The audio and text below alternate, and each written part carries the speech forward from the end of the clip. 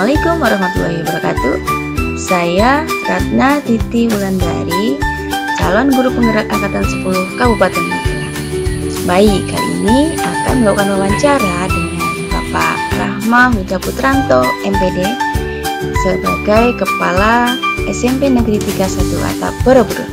Nah, seperti apa ya cara beliau mengambil keputusan di kasus-kasus dilema etika? Ayo kita simak bersama. Assalamualaikum Pak Huda. Waalaikumsalam Bu Ratna. Terima kasih Pak sudah meluangkan waktu untuk saya melakukan wawancara ini Pak. Oh iya sama-sama. Ini pagi yang luar biasa, belakangnya terlihat sangat berkabut. Iya. Dingin juga ya. Banyak. Tapi kita tetap semangat ya. Insya Allah semangat. Baik Pak, selama menjalankan tugas di SMP Negeri 31 Atap ini tentu saja banyak dilematikanya nih Pak ya. Banyak masalah-masalah yang tentu saja muncul sebagai pimpinan di sini. Nah, selama masa memimpin itu tentu ada masalah-masalah yang membuat dilema etika atau tidak Pak? Oh iya, ada Bu, ada, bahwa saya juga merasakan beberapa kali adanya dilema etika gitu. Walaupun sebenarnya dilema etika itu kalau kita tidak kelola dengan baik, lah itu bisa menimbulkan satu beban pikiran dan beban perasaan yang sulit untuk dikendalikan. Tapi setelah kita mencoba untuk menganalisa dan melihat apa yang terjadi, maka kita bisa memahami, oh ini dilema etika atau bukan gitu. Nah, kalau antara benar salah, salah satu tolok ukurnya itu menggunakan regulasi, oh ya berarti kita langsung bisa dapat satu patokan, satu pilihan. Tapi ketika di hadapan pada mana yang benar versus benar, nah itu yang seringkali bikin kita sulit untuk menentukan. Walaupun dari tingkat kesulitan itu mau tidak mau ya kita harus menentukan satu pilihan, karena dari setiap apa yang kita hadapi itu membutuhkan batas agar kita bisa menentukan akhirnya itu loh. Karena kalau dilema etika itu tidak segera diputuskan, nanti tidak akan muncul titik akhirnya, nanti akan berlarut-larut, akan lama, dan dilema etika itu nanti akan malah menggantung, membebani kita seperti itu. Jadi pertanyaannya tadi, dilema etika itu ada apa enggak? Ya tentu ada gitu. Baik Pak, tentu ada ya Pak ya. Nah, berarti memang dibutuhkan cara yang khusus sebagai kepala biar tidak menggantung tadi gitu ya Pak ya. Betul. Nah, selanjutnya kalau menurut Pak Huda sendiri, cara-cara efektif seperti apa yang sudah pernah Pak Huda lakukan? Oh ya, baik, terima kasih. Kaitannya dengan penyelesaian dilema etika itu memang ada beberapa langkah yang kita lakukan. Walaupun langkah itu kita cari dengan cara meraba-raba ya, bahwa selama ini ketika kita menghadapi suatu masalah, itu yang pertama kali saya lakukan itu adalah mencari data sebanyak mungkin. Akan tetapi agar data itu bisa valid, bisa sesuai dengan apa yang nantinya sebagai modal untuk keputusan kita, maka saya mencoba untuk mengklasifikasi dulu kaitannya dengan sumber data. Kalau sumber datanya itu dari sumber data sekunder atau jarini, nah itu tetap kita terima, tapi itu menjadi data di pilihan paling akhir. Nah, ketika ada jarini seperti itu, baru kemudian kita jadikan modal untuk mencari tahu ke sumber data primernya. Jadi langsung ke pelaku utamanya atau ke aktornya, ke subjek yang sedang menjadi aktor dilema etikanya itu. Nah, tapi data sekunder ini penting karena saya jadikan modal untuk menghadapi sumber data primernya itu. Nah, ketika data itu sudah lengkap, kemudian kita klasifikasi. Nah, setelah kita klasifikasi, kita lakukan konfirmasi. Nah, konfirmasinya itu kita mencocokkan dari data sumber primer seperti ini, sumber sekunder seperti ini. Nah, baru kemudian kita coba rumuskan siapa ya yang bisa membantu untuk menyelesaikan masalah ini. Nah, kemarin maka di sekolah kita ada struktur organisasi, itu harapannya bisa membantu kami untuk mencari satu rujukan sebenarnya yang tepat itu yang mana sesuai dengan tupoksi struktur itu. Nah, struktur organisasi kita kan sudah kita sesuaikan dengan kompetensi Bapak Ibu guru juga. Nah, setelah saya mendapatkan saran masukan dari orang yang kompeten itu, maka di situ muncul beberapa pilihan biasanya. Nah, beberapa pilihan yang nanti akan kita ambil, kita lakukan pengujian, Bu. Nah, kita lakukan pengujian dulu. Wah, sebelum kita memutuskan, kira-kira nanti kalau keputusan A, keputusan B, keputusan C ini kita ambil, nanti dampaknya seperti apa ya? Nah, potret dampak itu nanti kita lihat dari sisi eksternal seperti apa. Jadi dampak orang memotret kita itu nanti seperti apa. Terus kemudian dampak internalnya nanti imbasnya seperti apa. Nah, setelah kita mengetahui dampak-dampak dari beberapa pilihan, setelah kita uji maka kita ambil dampak yang paling minimal. Walaupun di situ ada dampak yang mungkin besar dan harus kita ambil, maka di situ ada manajemen resiko.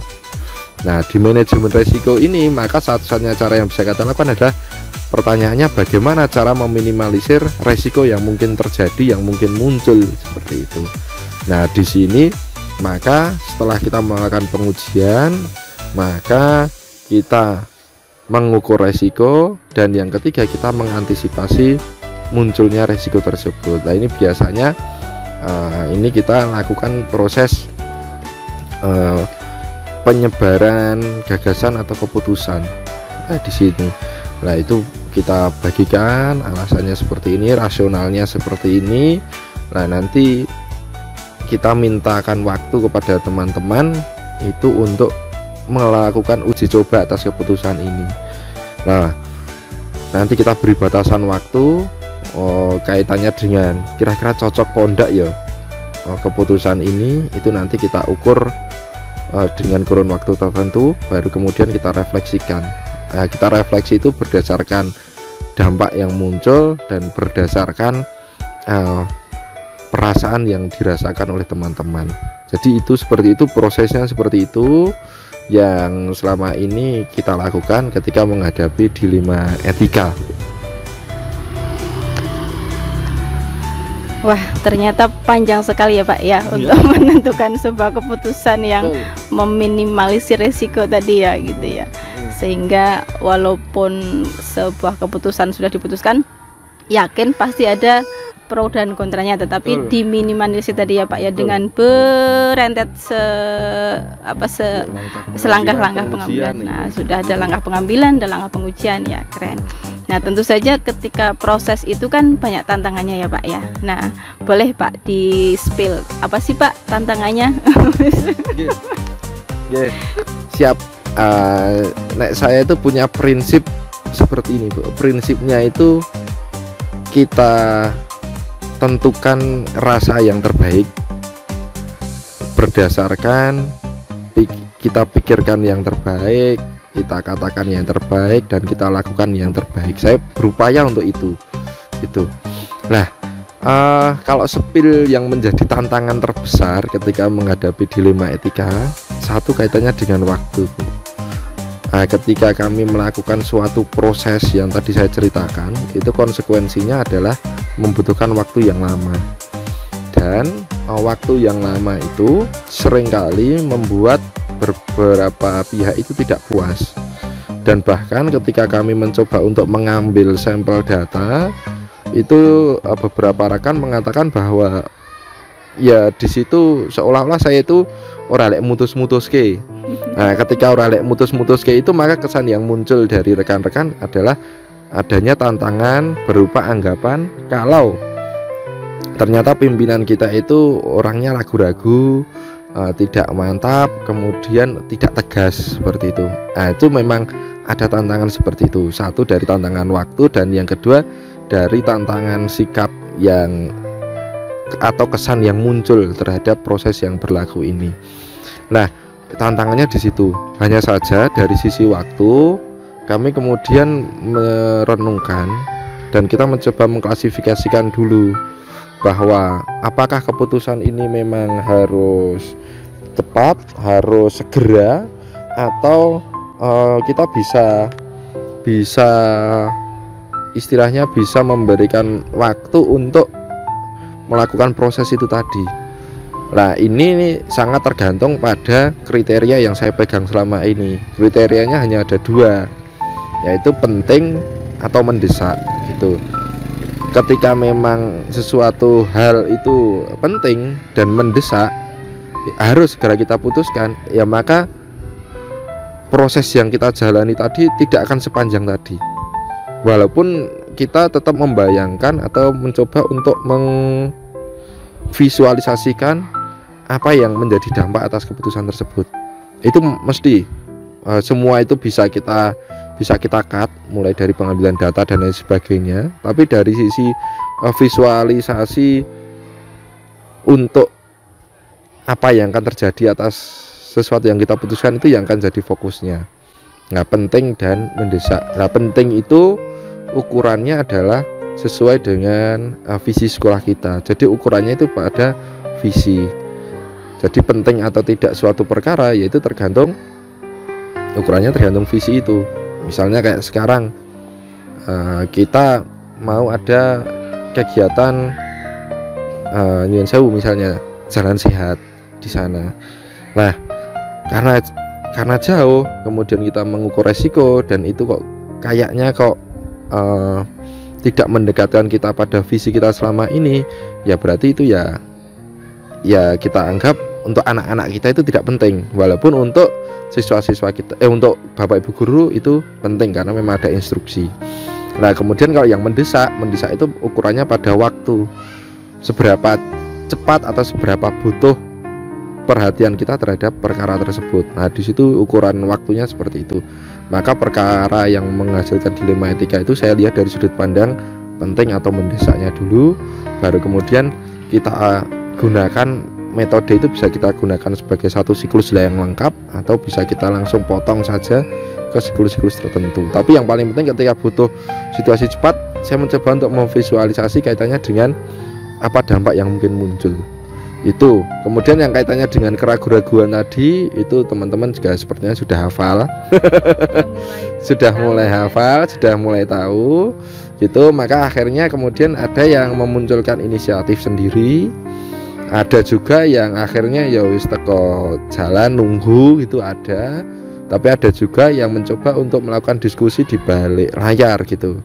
Nah, itu semuanya teramati, semuanya saya mengetahui dan saya merasakan, dan saya ketika ada anggapan seperti itu tidak masalah, karena sekali lagi kalau dari sisi kepentingan visi, pewujudan visi kita itu ya itu masih berada di bawah kontrol kita, masih berada di bawah kendali.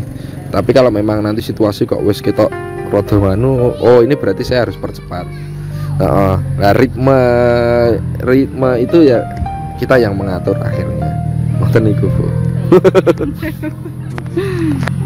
Berarti memang sudah, kalau dari segi waktu mendesak sama penting tadi ya Pak ya, itu sudah diketahui dulu, butuh yang tercepat atau butuh pemikiran yang lebih lama, itu sudah dapat diidentifikasi sama Pak Hudaya. Sudah melalui tahap itu. Oke. Nah, dalam proses tadi katakanlah yang pengambilan yang jangka beberapa lama tadi, yang katakanlah membutuhkan pemikiran khusus, memikirkan waktu khusus, perlu data-data lebih lama. Nah, dalam proses itu kira-kira yang siapa saja Pak yang terlibat di dalam pengambilan keputusan itu, Pak? Oh iya.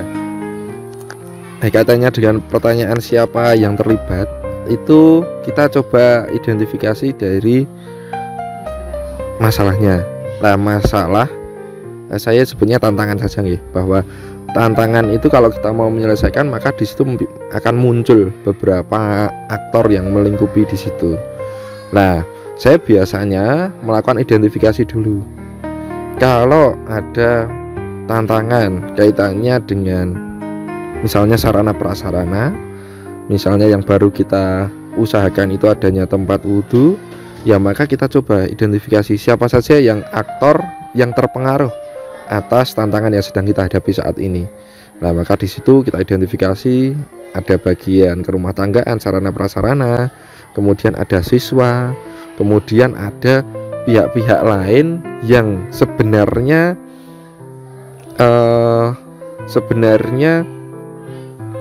tidak punya kewenangan tapi punya kepedulian.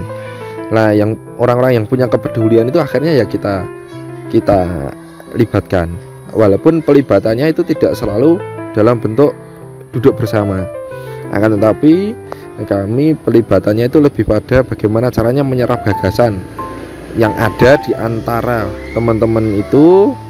Dari aktor-aktor itu kita serap informasinya, kemudian kita inventarisir, baru kemudian kita pilah, oh ini data primer, oh ini data sekunder, kemudian yang ini itu penting, oh yang ini nanti kita bisa carikan solusi, oh yang ini nanti bisa jadi alternatif terakhir, itu nanti bisa kita gambarkan di situ.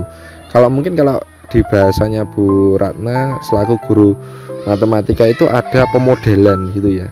Nah, kita mencoba data-data itu kemudian kita modelkan dalam suatu kalimat sederhana seperti itu. Tapi selama ini ketika dilema etika terjadi, ya yang pertama kali ya aktor-aktor itu kita analisis sudut pandangnya dari sudut pandang perolehan data primer atau sekunder itu. Jadi nanti aktor yang terlibat lebih banyak ke situ, dan ketika nanti butuh aktor yang lain nanti akan muncul ketika kita sudah memutuskan skenario yang akan kita ambil apa, dan ketika skenario yang akan kita ambil apa nanti biasanya akan muncul aktor-aktor tambahan. Ngoten niku. Gitu, Bu.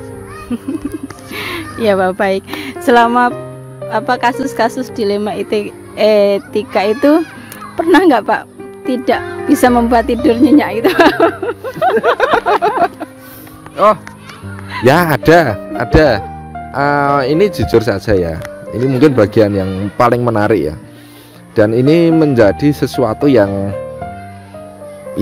saya gunakan sebagai sarana untuk belajar gitu. Tidur nyenyak atau tidak itu pernah saya alami. Ada satu dilema etika yang benar-benar bikin saya tidak bisa tidur. Ini biasanya berkaitan dengan nasib gitu loh, berkaitan dengan nasib rekan-rekan sejawat kita. Nah, itu yang biasanya menjadi pertimbangan yang benar-benar harus saya renungkan gitu. Karena kalau kaitannya dengan nasib itu biasanya akan berdampak, bentuknya itu atau dampaknya itu pada dampak berupa penghasilan sehari-hari, kemudian berkaitan dengan kenyamanan mereka berada di sekolah maupun di rumah. Nah, jadi lebih saya mau nyetak ke itu tapi nggak tegel. Nah, betul. Nah, jadi yang kaitannya itu yang biasanya saya bikin tidak nyaman gitu. Tapi alhamdulillah beberapa kali itu kita bisa melewati hal seperti itu, dan itu tentu juga bukan karena saya sendiri tapi juga karena rekan-rekan semua. Bahkan Bu Ratna itu sering memberikan saya juga opsi-opsi yang memudahkan, oh yang ini gitu. Dan untuk saat ini sih sebenarnya saya mencoba untuk meminimalisir hal tersebut dengan cara-cara tertentu sebenarnya. Dan ini ya baru saja kita proses kemarin sore. Itu kan kita juga sempat percakapan singkat melalui aplikasi pesan singkat, itu kan juga sempat kita ngobrolkan soal itu lah. Tapi ada atau tidak tantangan yang membuat saya tidak bisa tidur itu ada, tapi yang lebih banyak itu memang kaitannya pada nasib seseorang itu. Kalau untuk yang lain-lain itu karena saya kira itu tidak berdampak langsung, tidak langsung dirasakan oleh kita maupun Bapak Ibu guru rekan sejawat kita, ya itu biasanya bisa kita kesampingkan gitu. Tapi kalau sudah kaitannya dengan nasib rekan itu wah itu ya memang luar biasa. Apalagi yang kemarin kita punya tantangan, ada beberapa itu kok di info GTK-nya belum segera hijau. Nah itu kemarin kita melakukan suatu upaya awal memberikan kepercayaan gitu. Tapi kemudian pada akhirnya di batasan waktu yang sudah kita buat, ternyata kita harus turun langsung. Nah, seperti itu yang jadi tantangan terberatnya di segi itu nasib itu. Tapi alhamdulillah sekarang kemarin atas bantuan teman-teman juga sudah terlewati. Wah iya ya Pak ya, untuk menyelesaikan kasus dilema etika itu memang banyak hal yang harus dipikirkan ya Pak ya. Sosial emosional wajib ikut ya Pak ya di sana, wajib ya, betul, sehingga betul, tidak semerta-merta memutuskan keputusan tadi itu. Wah banyak sekali nih saya dapat ilmu dari Pak Huda dari perbincangan pagi ini Pak. Baik Pak, untuk di akhir mungkin dari proses pengambilan keputusan yang kasus D5 etika itu tentu saja banyak hal yang dapat diambil pelajarannya Pak. Nah kalau untuk Pak Huda sendiri seperti apa Pak? Pelajaran yang bisa saya ambil kaitannya dengan pengalaman menghadapi dilema etika itu saya lebih merasakan hasilnya.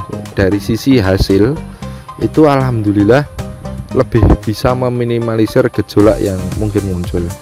Kemudian kalau dari segi proses itu ternyata ketika kita berhadapan pada dilema etika itu kita memiliki suatu metodologi yang jelas kaitannya dengan apa yang harus kita lakukan ketika menghadapi perkara-perkara tersebut.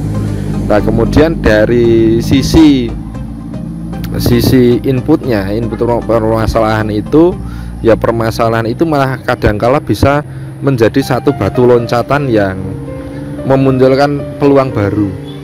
Nah di sini yang paling saya senangi ketika menghadapi suatu tantangan itu saya memandangnya bahwa ini nanti akan memunculkan suatu hal yang baru, akan memunculkan sesuatu yang mungkin selama ini tidak kita pandang atau belum tahu atau belum ada, dan itu muncul.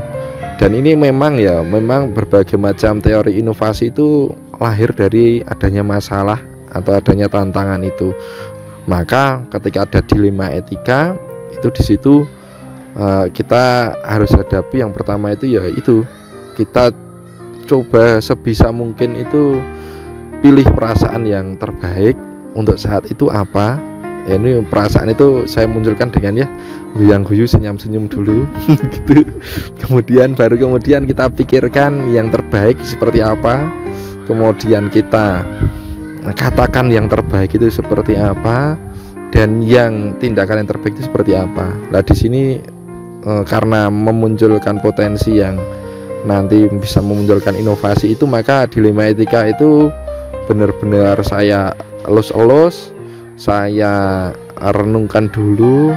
Sebisa mungkin saya itu tidak reaktif gitu, karena ketika saya itu reaktif, saya misalnya emosional langsung memunculkan suatu perkataan, itu biasanya inovasi itu tidak akan muncul.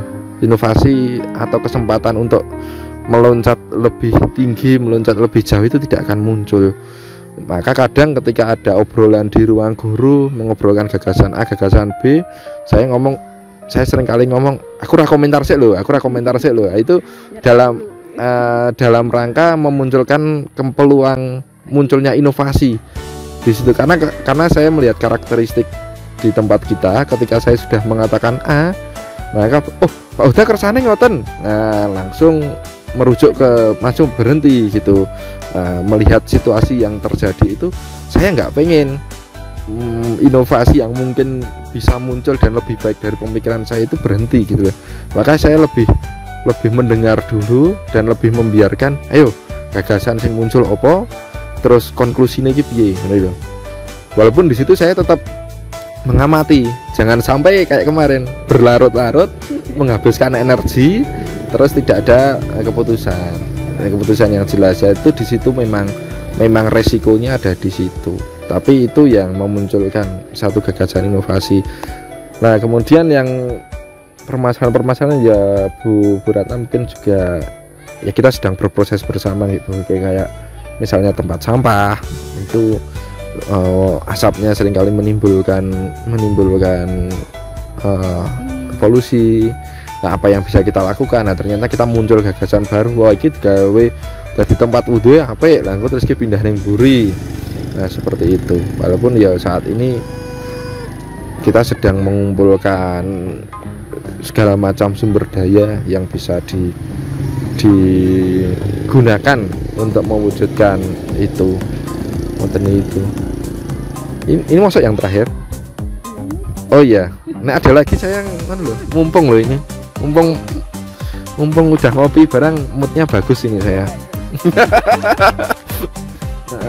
Apa yang terakhir ya? Mungkin yang bikin jenengan penasaran itu selama ini. Apa ya? Atau mungkin kok ini yo, itu kira-kira alasannya apa ya?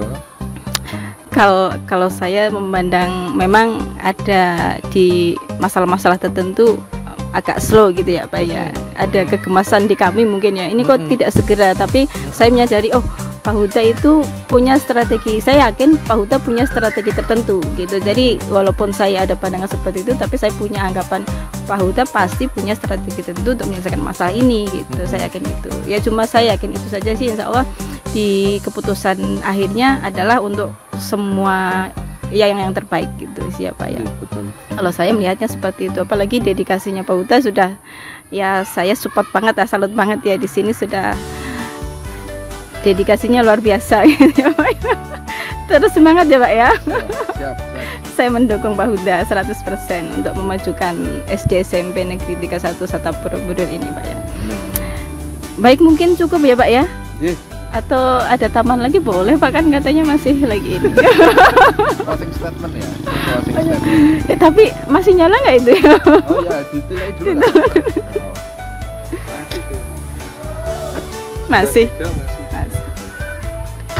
Masih Kak.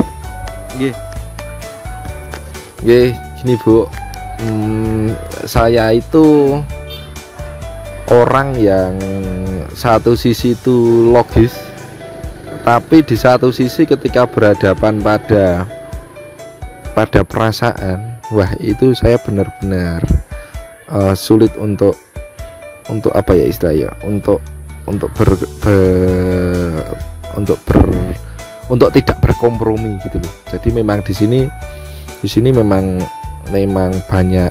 banyak hal yang mungkin Bu Ratna rasakan, bahwa ternyata saya itu juga terlampau banyak mengandalkan perasaan, tapi saya itu mengupayakan agar setiap keputusan, nah ini ya kaitannya dengan dilema etika, itu harapannya setiap keputusan itu tidak hanya menyentuh ranah logika saja atau dalam bentuk ranah legalitas hukum saja, tapi juga ada sisi humanismenya gitu loh. Karena kalau kita lihat kan setidaknya ada 3 pendekatan itu ya. Pendekatan satu itu berdasarkan legalitas atau berdasarkan rule, tata aturan. Ya wes, aturan yang ini wes tegakkan saja gitu. Tapi ada juga pendekatan yang kedua, di mana kita berpihak pada pendapat orang banyak. Maupun kuliah ngene iki kok ya kuwi wae ngono kuwi. Akan ada juga model pendekatan seperti itu, pendekatan demokratis mungkin ini lain. Kalau sebutannya apa itu saya lupa. Kemudian ada satu lagi yang pendekatannya itu lebih pada pendekatan humanis itu tadi, namanya itu approach apa itulah. Nah saya itu ada 3 jenis itu, dan saya selama ini mengedepankan yang ini. Bahkan misalnya regulasi itu sudah jelas. Kemarin ketika kita raker, ini loh ada regulasi seperti ini, kaitannya dengan atribut misalnya. Nah, ini regulasi yang seperti ini, tapi itu ya tidak serta-merta saya langsung, tapi saya diskusikan dulu. Ada kendala apa, ada perasaan apa, terus di sini memang ada harapan apa, yang itu yang pengen saya dengar dulu seperti itu. Bahkan kita memberikan waktu sampai kurun waktu tertentu, walaupun akhirnya perlu kita dengarkan lagi selama ini apa sih, atau soal atribut itu kurang jadi kurang simpel, kurang apa lain. Itu yang saya mencoba menggunakan pendekatan humanis itu tadi, tidak hanya dari sisi legalitas, tidak hanya dari sisi pendapat orang banyak, tapi kita juga menggunakan rasa itu tadi. Ngoten Bu, itu closing statement dari saya, dan selamat untuk Bu Ratna. Semoga nanti bisa menyelami apa yang menjadi materi di guru penggerak ini, karena saya punya keyakinan di materi-materi guru penggerak itu tidak hanya dirasakan bisa diterapkan di sekolah, diterapkan di ruang kelas, tapi juga bisa diterapkan di diri kita pribadi untuk menghadapi situasi masyarakat yang lebih luas. Mohon niku Bu, selamat, lanjut terus, tetap semangat. Terima kasih Pak Huda sudah meluangkan waktunya dan memberikan banyak ilmu untuk saya Pak ya. Kita saling mendoakan ya Pak ya, semoga selalu di jalan on the track gitu ya. Baik, saya akhiri dulu nih Pak. Terima kasih sekali lagi. Assalamualaikum warahmatullahi wabarakatuh. Dari Menoreh, Pegunungan Menoreh.